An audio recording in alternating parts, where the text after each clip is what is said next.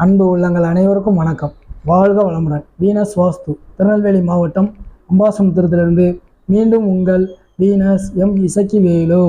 ஓம் சரவண பவ. எல்லா புகழும் இயற்கைக்கு. சமையலறை பக்கத்தில் இந்த பாத்ரூம் டாய்லெட் அமைக்கலாமா அமைக்கக்கூடாதா? குறிப்பாக தெற்கும் கிழக்கும் சந்திக்கக்கூடிய தென்கிழக்கு மூலையில் இது ஒரு நபர் அழகான முறையில் அந்த கேள்வியை கேட்டிருந்தார். கேட்ட நபருக்கு ஒரு நன்றியை தெரிவித்து கொண்டு நம்ம ஆன்சரை நோக்கி நகருவோம். எல்லாருமே ஒரு மிகப்பெரிய தவறு பண்ணுறீங்க அப்படின்னா, இந்த அதாவது யூடியூப்பில் பார்க்குறீங்க, உங்களுக்கு தென்மேற்கு மூலைனா எதுனே தெரியாது. அப்போ அந்த தென்மேற்கு மூலையில் இது இருக்குது சார், அது இருக்குது சார்னு சொல்லி ஒரு வாஸ்து நிபுணருக்கு ஃபோன் பண்ணுறீங்க. உதாரணத்துக்கு நீங்கள் அடுத்தவங்க எனக்கு ஃபோன் பண்ணுறீங்கன்னு வைங்க. நான் இப்போ கூட ரீசெண்டாக ஒரு நபர்கிட்ட சொன்னேன், எந்த மூலைன்னு கேட்டால் அந்த மூலையை தெரியலை, ஆனால் அந்த மூலையில் தான் சார் பாத்ரூம் டாய்லெட் இருக்குது அப்படின்னு சொல்லி கேட்குறாங்க. அப்போ அந்த மூலையில் இருந்தால் தவறு சார் சொல்லியிருந்தேன்னு வைங்க. நான் அந்த ஆன்சரை சொல்லிட்டேன், அவருக்கு அந்த கேள்வியை சொல்லிட்டா திரும்ப அவர் மறுபடியும் ஃபோன் பண்ணி, சார் அது வடமேற்கு மூலையில் தான் சார் இருக்குது, நான் தான் மாற்றி சொல்லிட்டேன். அப்போது அந்த கேள்வியும் தவறு, அந்த பதிலும் தவறு, நான் சொன்ன அந்த என்னுடைய டைமும் வேஸ்ட்டு, அவருடைய டைமும் வேஸ்ட்டு. அப்போ அடுத்தவர்களுடைய நேரத்தோடு நீங்கள் விளையாடக்கூடாது அப்படிங்கிறத மிக துல்லியமாக நீங்கள் தெரிஞ்சுக்கணும். முதல்ல ஃபர்ஸ்ட் ஆஃப் ஆல் வாஸ்துவுக்கு அப்பாற்பட்டு எந்த ஒரு விஷயத்தையும் நீங்கள் இலவசமாக வாங்கணும் அப்படின்னு நினச்சிங்கனாலே நீங்கள் வாழ்க்கையில் ஒரு படி கீழே தான். நீங்கள் நெக்ஸ்ட் லெவல் அப்படிங்கிறது நிச்சயமாக போக முடியாது.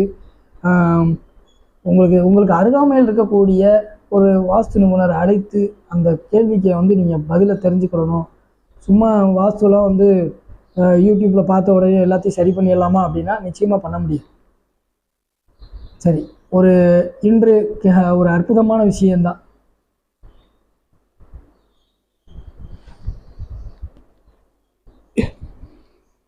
பாத்ரூமுக்கு பக்கத்தில் சமையல் அறை இருக்கலாமா இருக்கக்கூடாது? இப்போ அந்த நபர் கேட்ட கேள்வி என்ன அப்படின்னா, தென்கிழக்கு மூலையில் சார் வீட்டுக்குள்ளே தென்கிழக்கு மூலையில் நான் பாத்ரூம் டாய்லெட் வச்சுருக்கேன், அதற்கு முன்னால் சமையல் அறை வச்சுருக்கேன், இது சரியா தவறா அப்படின்னு கேட்டார். அவருக்கு நான் இந்த யூடியூப் வாயிலாகவும் உங்களுக்கும் சேர்த்தே நான் அந்த வீடியோ பதிவில் சொல்கிறேன். தென்கிழக்கு மூலை அப்படின்னாலே பாத்ரூம் டாய்லெட் வரக்கூடாது. கிச்சன் ஓகே, நீங்கள் சமையல் அறை வைத்துக்கொள்ளலாம். நான் சமையல் அறைக்கு பக்கத்தில் பாத்ரூம் டாய்லெட் வச்சுருக்கேன்னா அது தவறு தான். அதுக்கு என்ன பண்ண முடியும்?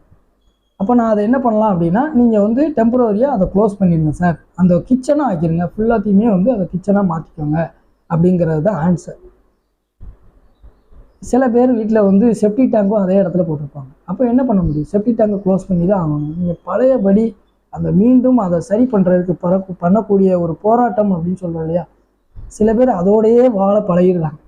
என்ன வந்தாலும் பரவாயில்ல, கோயிலுக்கு போச்சுன்னா நம்ம கோயிலுக்கு போய்க்கிடுவோம் அப்படின்னு சொல்லி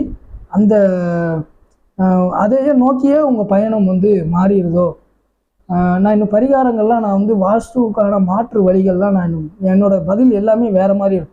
சும்மா ஒரு ஜெனரேட்டரை லைஃபோடு சேர்ந்து நான் கனெக்ட் பண்ணி ஒரு சில விஷயங்களை கொடுப்பேன். அந்த மாதிரி தான் என்னுடைய ட்ராவல் இருக்குமே தவிர, சும்மா ஏதோ பரிகாரம் சொல்லணும் அப்படிங்கிற மாதிரிலாம் அந்த பரிகாரம் அப்படிங்கிற வார்த்தையே எனக்கு பிடிக்காது. சொல்யூஷன், தீர்வு என்ன அப்படிங்கிறது தான் என்னுடைய ஒரு மாற்றமாக நான் நினைப்பேன். நம்ம ஒரு இடத்துக்கு வாஸ்து பார்க்க போகிறோன்னா ஒருவரின் மாற்றமும் ஏற்றமும் தான் எனக்கு முக்கியம். இது கிடைச்சா போதும் எனக்கு.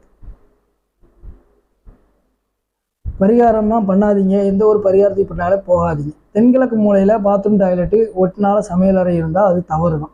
இதை நீங்கள் மாற்றி அமைப்பது தான் நல்லது.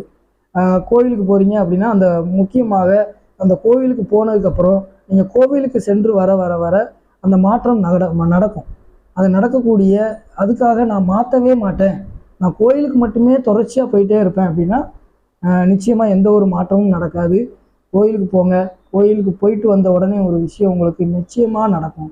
அந்த விஷயம் என்னங்கிறத அப்சர்வ் பண்ணி கொஞ்சம் நீங்கள் அதை எடுத்துகிட்டு போனால் மட்டும்தான் வாழ்க்கையில் மாற்றமும் முன்னேற்றமும் நமக்கு உண்டு அப்படிங்கிறத சொல்லிக்கொண்டு, இன்று இந்த அரிய தகவலை உங்களுக்கு வழங்க எனக்கு வாய்ப்பளித்த எல்லாம் வல்ல இயற்கைக்கும் நன்றியை தெரிவித்துக் கொள்கிறேன். மீண்டும் ஒரு நல்ல இயற்கை வாஸ்து தகவலோடு உங்களை சந்திக்கிறேன். வாழ்க வளமுடன். நன்றி, வணக்கம்.